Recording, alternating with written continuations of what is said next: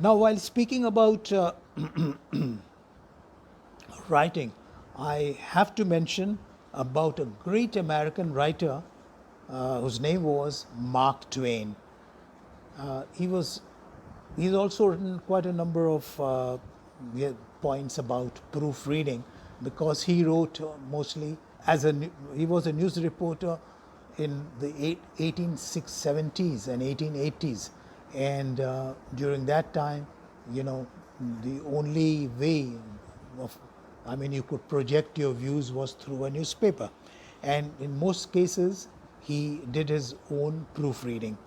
He became extremely famous as a novelist, and his novel Huckleberry Finn is regarded as one of the 10 best American novels. And he made, because of his ability to, he was also known as a humorist, to make you laugh, that he was more popular than any other American writer of that period, or even today. So he made tremendous amount of money in the later years, and his work, he was greatly admired by Qaid-e-Azam Muhammad Ali Jinnah, because of a book which he wrote, I think during his visit to India. Uh, the book is known as, they were, I mean, he became famous with one travel book. The name was Innocents Abroad. But this one, which he wrote later on, More Innocents Abroad. Innocents Abroad is about his visit to Paris, and you will laugh throughout about his observations about the French. Similarly, More Innocents Abroad, he went to almost all the major cities of India at that time, British India, that is. So this the passage I'm referring to is what he wrote about Benares, when he went to Benares, which today is known as Varanasi. But in Benares, what he wrote, if you read, you'll find that it is exactly as if time has stood still. And today's India is hardly any different.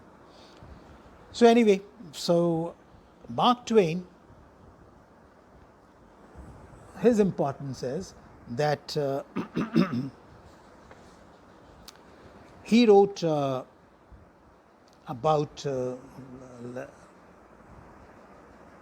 I mean, while writing this Huckleberry Finn, he heard that a proofreader was trying to improve the punctuation. Immediately he sent a telegraph: have the proofreader shot without giving him time to pray. Of course, this was, this is a type of humor, because he kept on writing such sentences. In one case, he wrote that he was very jealous of a friend who looked exactly like him.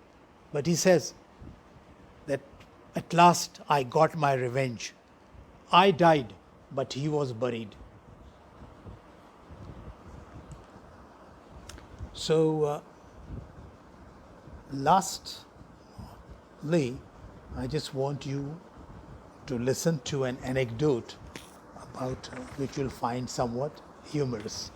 And this is relating to two words: complete and finished. You know, when you say that this work is complete, you know that the book is, or that whatever is finished. So it's more or less synonymous, complete and finished. So there was once sort of a test among linguists to find out what is the essential difference between complete and complete and finished. And there was one teacher, he finally won a prize. It was a very large prize, which also included a visit to England and meeting Queen Elizabeth. The writer, this teacher who won, he was actually from West Indies, of Indian origin, and he, what he said was this. Before a very large audience, of course, that let us regard consider that there was a person who was very happily married to a woman, and they had similar interests, and he felt that their life was complete, that as he could always rely on her for everything. But then he had a friend who got married to someone who was a woman of loose morals, and who was always meeting or cheating on him. So this fellow said that this friend of mine is finished. So he felt that he was complete, and his friend was finished.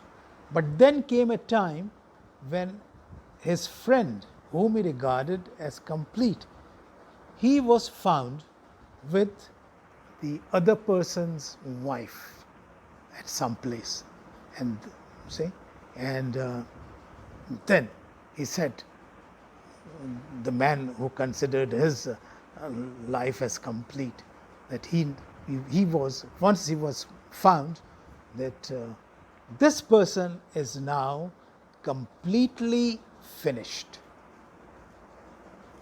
So how do you like the anecdote? Great. Thank you very much.